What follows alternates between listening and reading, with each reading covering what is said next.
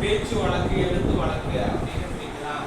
பேசக்கூடிய சொற்கள் எழுதக்கூடிய சொற்கள் அப்படின்னு நம்ம பேச்சு மொழியும் எழுத்து மொழியும் அப்படிங்கிற இடத்துல பார்ப்போம்.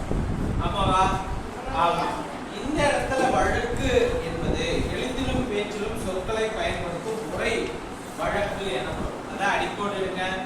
அதாவது வழக்குனா என்ன அப்படின்னா, அதாவது எழுத்துலயும் சரி பேச்சிலையும் சரி சொற்களை பயன்படுத்துகின்ற முறையை தான் நம்ம என்ன சொல்றோம் அப்படின்னா வழக்கு என்று நாம் சொல்லுகின்றோம்.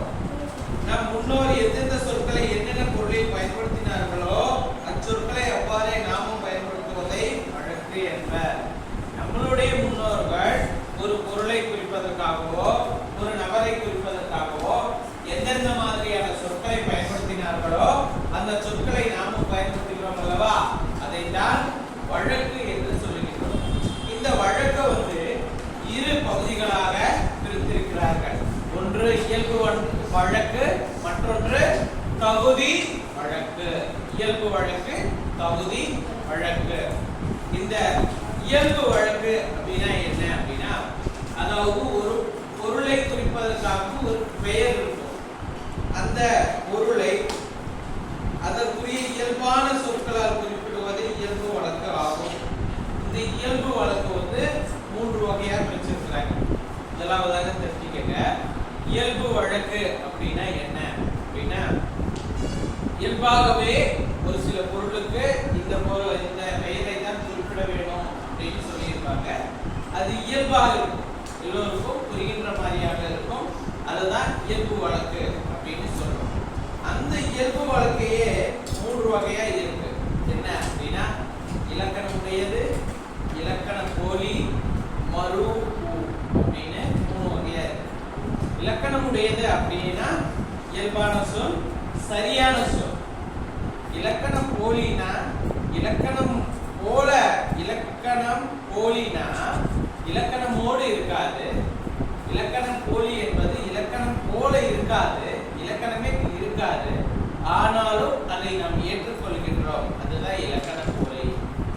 மறு என்பது ஒரு பெயரை அப்படியே மருவி வேறு பெயராக நம்ம அழைப்பது மறு. இது எல்லாம் நான் உங்களுக்கு ஒண்ணுக்கொன்னா விளக்கம் சொல்றேன். முதலாவதாக நமக்கு வழக்கு அப்படின்னா என்னன்னு தெரியணும். அதாவது பேச்சிலையும் எழுத்துலையும் சொற்களை பயன்படுத்தும் முறைதான் வழக்கு அப்படிங்கிறது நமக்கு முதலாவதாக தெரிய வேண்டும். அந்த வழக்கு 2 வகையாக கொடுத்திருக்கிறாங்க. ஒன்று இயல்பு வழக்கு, இன்னொன்று தகுதி வழக்கு அப்படின்னு. இயல்பு வழக்கு 3 வகையா இருக்கு. ஒன்று இலக்கணம் உடையது, மற்றொன்று இலக்கண போலி, மற்றொன்று மறு என்கின்ற 3 பிரிவுகளாக இருக்கு. முதலாவதாக இலக்கணம் உடையது என்ன சொல் அப்படிங்கிறத நம்ம பார்க்கணும். நிலம், மரம், வான், எழுது ஆகிய சொற்களை நோக்குங்கள். இவை நமக்குரிய பொருளை எவ்வகை மாறுபாடும் இல்லாமல் இயல்பாக தருகின்றன. இவ்வாறு இலக்கணம் தேறி மாறாமல் முறையாக அமைந்த சொற்கள் இலக்கணம் உடையது. சரியா? அதே எடுத்துக்காட்டுல நம்ம வேற கூட சொல்லலாம். மரம், சரியா? பிறகு மேசை,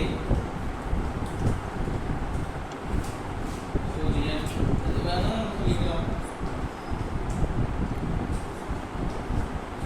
மரம் என்றால் பொருள் இருக்கு, மேசை என்றால் பொருள் இருக்கு, சூரியன் என்றால் பொருள் இருக்கு.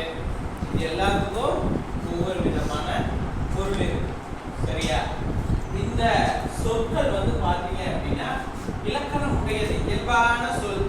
இதை நம்ம படித்தாலே அதனுடைய பொருள் நமக்கு ஈஸியா புரியும். இது இந்த சொற்கள்ல எந்த மாற்றமும் கிடையாது. ஆகவே இது இலக்கணம் உடையது. இலக்கணம் உடையது அப்படின்னா எல்லா சொற்களையும் இது இருக்கு. எல்லாம் நல்லா தெரிஞ்சு வச்சுக்கணும். சரியா? வழக்குனா